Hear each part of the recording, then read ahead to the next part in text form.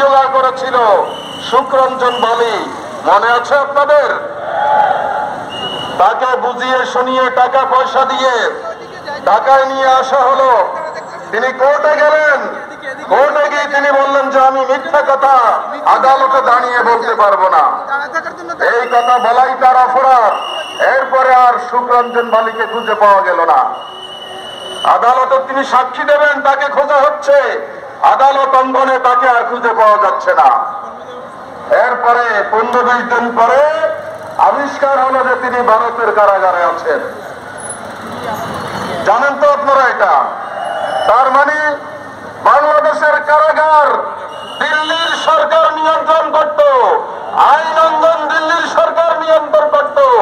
আমাদের এখানে supreme court, high court, জজ কোর্ট, এগুলো বাংলাদেশের মানুষের অধিকার রক্ষার জন্য ভূমিকা পালন করেনি।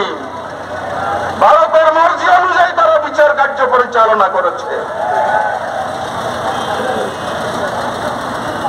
এটির মাজারুল ইসলাম সাহেব,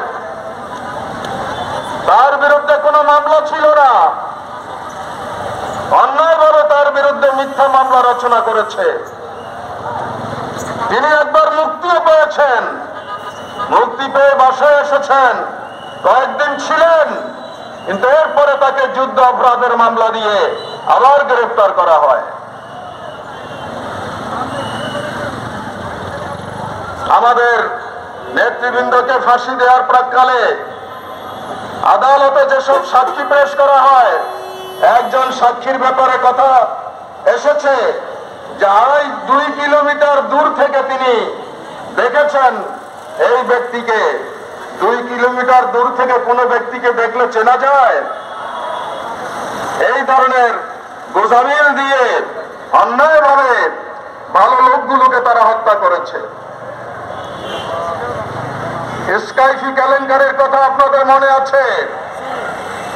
স্কাইফি কেলেঙ্কারির মাধ্যমে যুদ্ধ অপরাধের ফরমায়েশি রায় তারা ঘোষণা করে আমাদের নেতাদেরকে ফাঁসি দিয়েছে।